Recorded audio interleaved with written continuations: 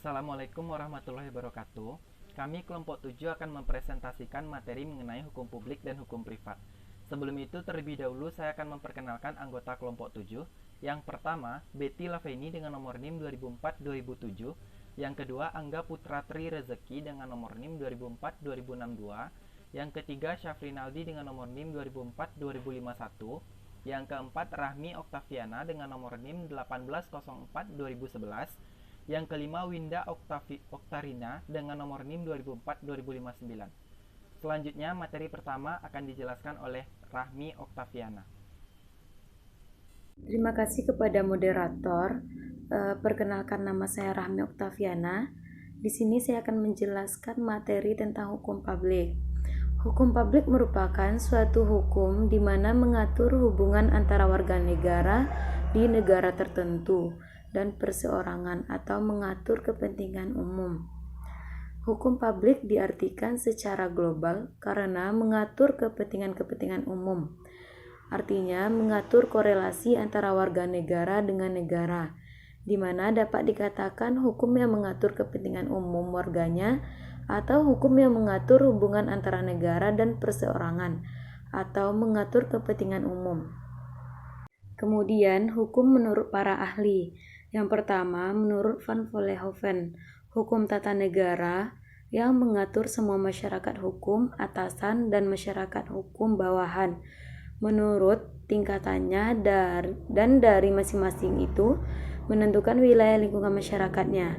Kemudian menurut Kusumadi, hukum tata negara adalah hukum yang mengatur bentuk negara dan bentuk kepemerintahan yang menunjukkan masyarakat hukum yang atasan maupun bawahan serta tingkatan-tingkatannya.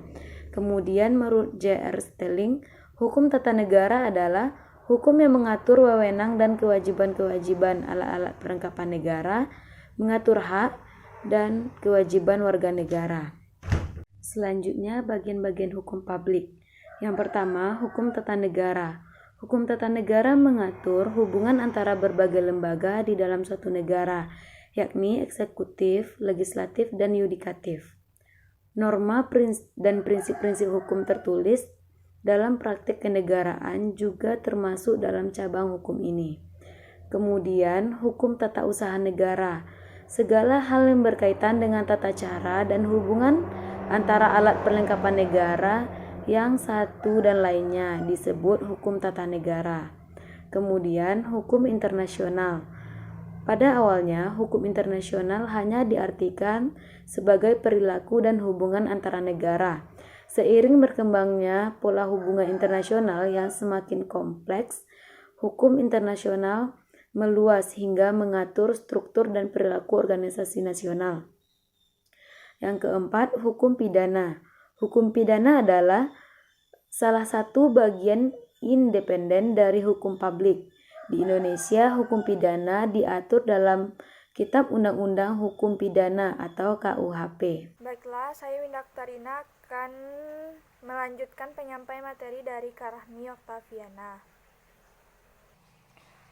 Contoh kasus hukum publik di Indonesia. Juliari Batubara tersandung korupsi dana bansos COVID-19 pada Desember 2020 lalu.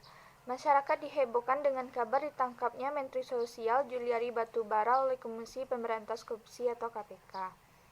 Juliari yang kini sudah mundur dari jabatan Mensos diamankan KPK karena diduga melakukan korupsi dana bantuan sosial atau bansos COVID-19. Terkait hal ini, Juliari disangkakan pasal 12A dan 12B atau pasal 11 Undang-Undang Nomor 31 Tahun 1999 atau diubah Undang-Undang 20 Tahun 2001 tentang tindak pidana korupsi JO pasal 55 ayat 1 KUHP.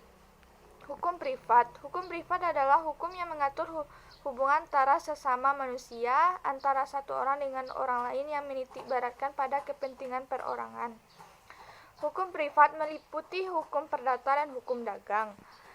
Volomar berpendapat bahwa hukum perdata adalah aturan atau norma yang memberikan pembatasan dan oleh karenanya memberikan perlindungan pada kepentingan perseorangan dalam perbandingan yang tepat antara kepentingan yang satu dengan kepentingan yang lain.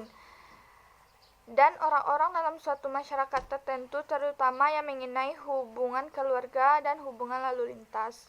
Kaidah hukum perdata dapat dibedakan menjadi dua, yaitu tertulis dan tidak tertulis. Kaidah hukum perdata tertulis adalah kaidah-kaidah hukum perdata yang terdapat di dalam peraturan perundang-undang, traktat, dan jurisprudensi. Sedangkan kaidah hukum perdata tidak tertulis adalah kaidah-kaidah hukum perdata yang timbul, tumbuh, dan berkembang dalam praktik kehidupan masyarakat atau kebiasaan. Sekianlah penyampaian materi dari saya. Perusahaan tersebut terbukti telah mencemari dan membahayakan lingkungan. Pada Maret 2002, PT Indorayon kembali dibuka atas rekomendasi Wakil Presiden Republik Indonesia.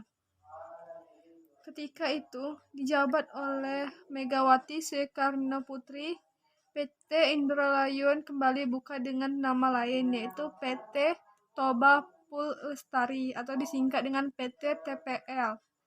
10 tahun beroperasi, masyarakat Porsea merasakan dampak yang tak menyenangkan. Perusahaan tersebut mencemari lingkungan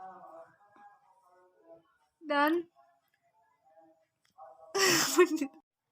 mendatangkan masalah sosial, misalnya konflik dan intimidasi aparat terhadap warga yang menolak PT Indralayon. Kualitas lingkungan yang buruk juga membuat kesehatan masyarakat menurun. Limbah dari perusahaan tak hanya mencemari udara, tetapi meningkat lagi pada Januari 2003, yaitu klasifikasi hukum publik dan hukum privat. Pada awal perkembangannya, tidak ada pemisahan antara hukum privat dan hukum publik. Dalam sistem hukum civil law, semua hukum adalah satu, tergabung semua ke dalamnya. Dengan demikian, sama halnya dengan filsafat.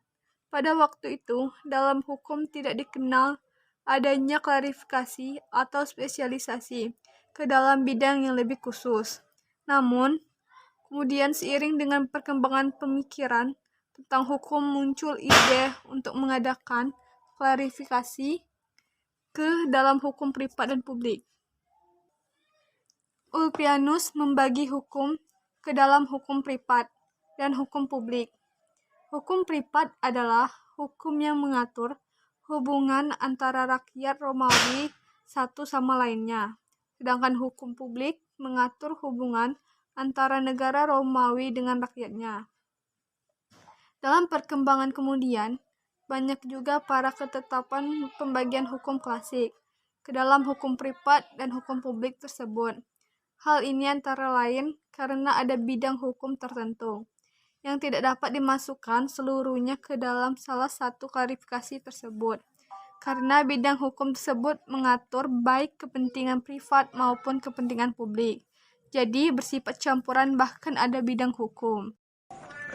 Bagian-bagian hukum privat. Yang pertama yaitu hukum perdata, yaitu hukum yang mengatur hubungan antara individu secara umum. Contoh hukum keluarga, hukum kekayaan, hukum waris, hukum perjanjian, dan hukum perkawinan.